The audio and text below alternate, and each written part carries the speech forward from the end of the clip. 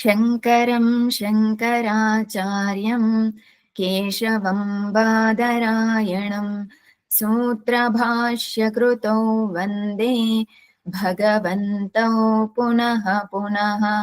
ఈశ్వరో గురురాత్మేతి మూర్తిభేదవిభాగినే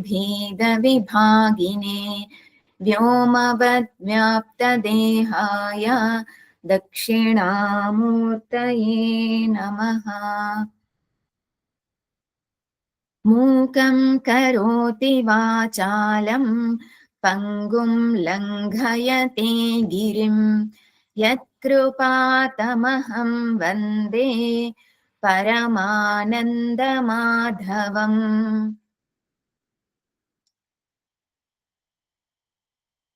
అహం వందే, నేను నమస్కారం చేస్తున్నాను. ఎవరికి? పరమానంద మాధవం, పరమానంద స్వరూపమైనటువంటి మాధవుడికి నేను నమస్కారం చేస్తూ ఉన్నాను. శ్రీకృష్ణ పరమాత్మకి నమస్కారం చేస్తూ ఉన్నాను. ఎవరు శ్రీకృష్ణ పరమాత్ముడు? తం పరమానంద మాధవం అహం వందే. మూకం కరోతి వాచాలం. మూకం అంటే మాటలు రానటువంటి వారు మాట్లాడగలుగుతారు. ఏ రకంగా? యత్ కృపా, పరమాత్ముడి యొక్క కృప వలన మాటలు రాని వాళ్ళు కూడా మాట్లాడగలుగుతారు. పంగుం లంఘయతే గిరిం, నడవలేనటువంటి వాళ్ళు గిరిని కూడా ఎక్కగలుగుతారు. గిరిని కూడా ఎలా ఎక్కగలుగుతారు అని అంటే, పరిగెత్తుకుంటూ గిరిని ఎక్కగలుగుతారు. గిరి అంటే పర్వతాన్ని ఎక్కగలుగుతారు. ఎలా సాధ్యం? పరమాత్మ యొక్క కృప ఉన్నట్లయితే గనక సాధ్యం కానటువంటిది ఏదీ లేదు ఈ సృష్టిలో. ఈ సృష్టి అంతా కూడా పరమాత్మ యొక్క కల్పన. అటువంటప్పుడు పరమాత్మకి సాధ్యం కానిదంటూ ఏదైనా ఉంటుందా? పరమాత్మకి సాధ్యం కానిదంటూ ఏదీ ఉండదు.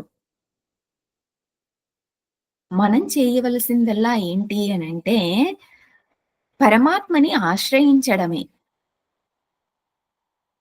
పరమాత్మని నేను ఆశ్రయిస్తున్నానండి. రోజు పరమాత్ముడికి నమస్కారం చేస్తూ ఉన్నాను. రోజు పూజ చేస్తూ ఉన్నాను. కానీ నేను పరమాత్ముడి యొక్క అనుగ్రహాన్ని చూడటం లేదు అని మనం అనుకుంటూ ఉంటాం. ఒక చిన్న స్టోరీ.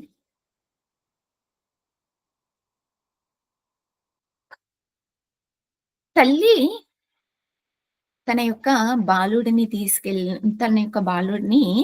తీసుకెళ్తుంది దారిలో వెళ్తూ ఉన్నప్పుడు. ఆ బాలుడి యొక్క క్షేమాలన్నీ కూడా ఎవరు చూసుకుంటున్నారు? ఆ తల్లి చూసుకుంటుంది. ఇప్పుడు ఆ బాలుడికి వెనకాల నుండి వాహనం వస్తే నన్ను నేను ఎలా రక్షించుకోవాలి అనే ఆలోచన ఉంటుందా? ఉండదు. ఏదైనా జరిగితే నన్ను నేను ఎలా రక్షించుకోవాలి అనేటటువంటి ఆలోచన ఉంటుందా? లేదా నన్ను ఎవరు రక్షిస్తారు అనేటువంటి ఆలోచన ఉంటుందా? ఏది కూడా ఉండదు. లేదా ఆకలేస్తుంది.